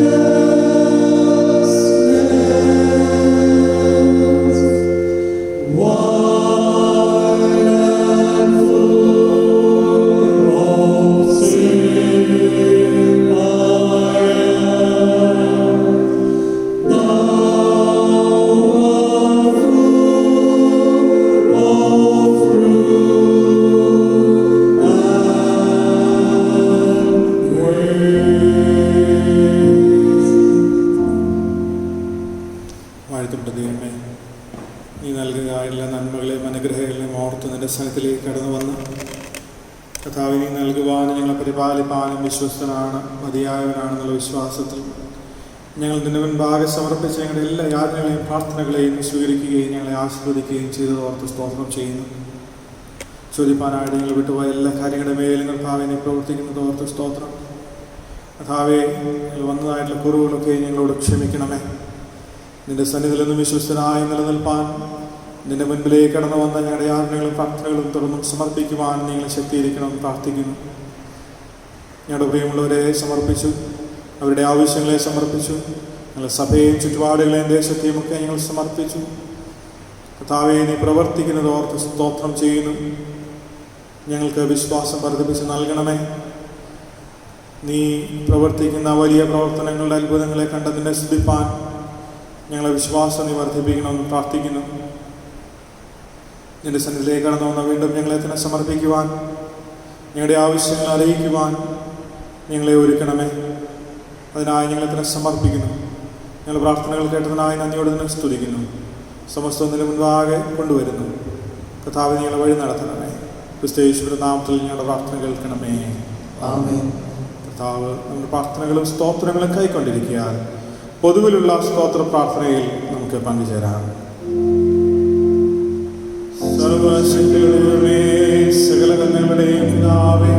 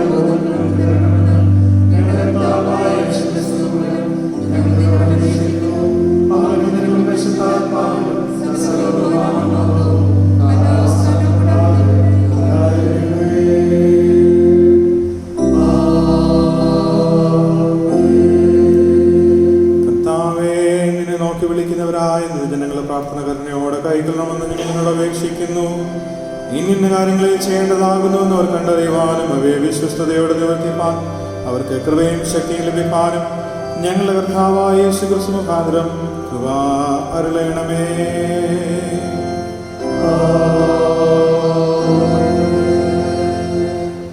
ക്രിസ്തീയ ഗീതങ്ങളിൽ 349 ഗീതം അതിൻ്റെ ആദ്യത്തെ ചരണം പാടുന്ന സമയത്ത് സ്തോത്ര വഴിപാട് സ്വീകരിക്കും. ഗീതം 349 ആദ്യത്തെ ചരണം.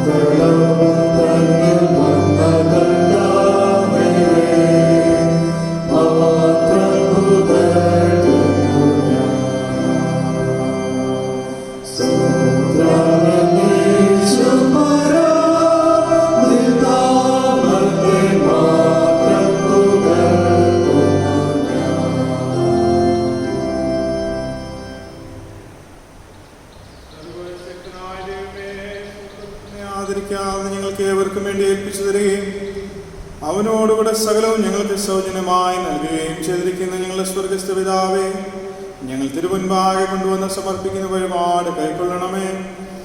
ഞങ്ങൾ ഞങ്ങളുടെ ദേഹം കൊണ്ടും ദേഹി കൊണ്ടും ആത്മാവ് കൊണ്ടും നിന്നെ സത്യമായും സ്വതന്ത്രമായും സേവിക്കുകയും നിന്റെ സേവയിൽ ഞങ്ങൾ പൂർണ്ണ സന്തോഷവും ആനന്ദവും കണ്ടെത്തുകയും ചെയ്യേണ്ടതിന് ഈ ദാനങ്ങളോടുകൂടെ ഞങ്ങളെ തന്നെ നിനക്ക് ഏൽപ്പിച്ചു തരുവാൻ ഞങ്ങളുടെ കർത്താവായ യേശു മശിഹാ മുഖാന്തരം കൃപ അരുളണമേ.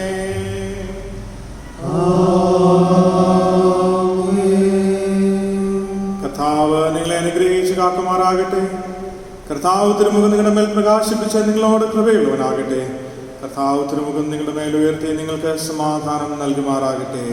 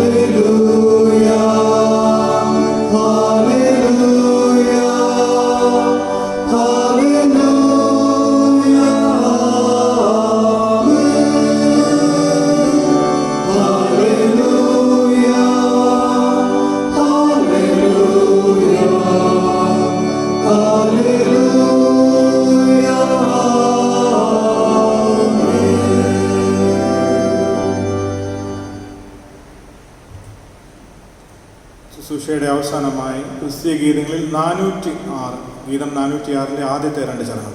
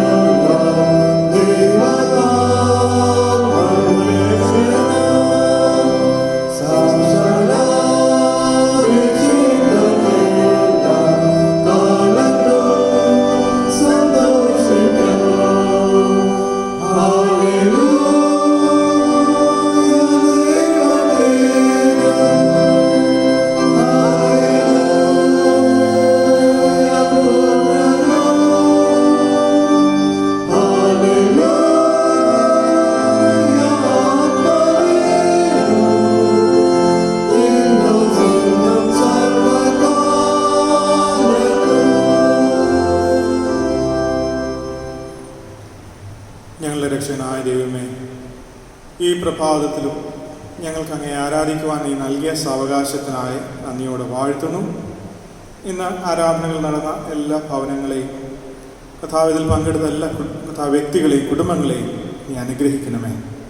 കഥാവിൻ്റെ ആരാധനയിൽ അങ്ങയുടെ ദിവ്യമായ വചനം കേൾക്കുവാനും ഹൃദയങ്ങളെ നിൻ്റെ സന്നിധിയിൽ സമർപ്പിക്കുവാനും ആവശ്യങ്ങളെ അറിയിക്കുവാനും കഥാവിനെ സ്തുതിപ്പാനും മഹത്വപ്പെടുത്തുവാനും ഒക്കെ ഞങ്ങൾക്ക് നൽകിയ അവസരത്തിന് നന്ദിയോടെ വാഴ്ത്തുന്നു. ഈ നൽകുന്ന എല്ലാ അവസരങ്ങളും തക്കത്തിൽ വിനിയോഗിക്കാൻ ഞങ്ങളെ ഒരുക്കുന്നല്ലോ. തുടർന്ന് കർത്താവെ നിൻ്റെ സന്നിധിയിൽ ഇരുന്ന് അങ്ങേ ആരാധിക്കാൻ ഞങ്ങളെ ശക്തീകരിച്ചുകൊണ്ടുമേ. ഞങ്ങളുടെ ജീവിതത്തെ സമർപ്പിക്കുന്നു. നിൻ്റെ വലിയ സംരക്ഷണവും കാവലും ഞങ്ങളോട് കൂടി ഇരിക്കണമേ. ഞങ്ങളുടെ ഭവനങ്ങളെ ആശീർവദിക്കണം. ഞങ്ങൾ നിന്നെ ആരാധിക്കുന്ന ഇടങ്ങൾ കർത്താവ് വിശുദ്ധമായിരിക്കാൻ, ഞങ്ങളുടെ ഹൃദയങ്ങളിൽ വിശുദ്ധമായിരിക്കാൻ ഞങ്ങളെ ഒരുക്കണമെന്ന് പ്രാർത്ഥിക്കുന്നു. കൂടെ ഇരിക്കണം. എൻ്റെ സംരക്ഷണയിൽ ഞങ്ങളെ പൊതിഞ്ഞു വിടണം. ക്രിസ്തുയേശുവിന്റെ നാമത്തിൽ ഞങ്ങളുടെ പ്രാർത്ഥന കേൾക്കണമേ. കർത്താവ് നിങ്ങളോട് കൂടി ഇരിക്കട്ടെ. നമുക്ക് സമാധാനത്തോടെ പോകാം. ആമേൻ.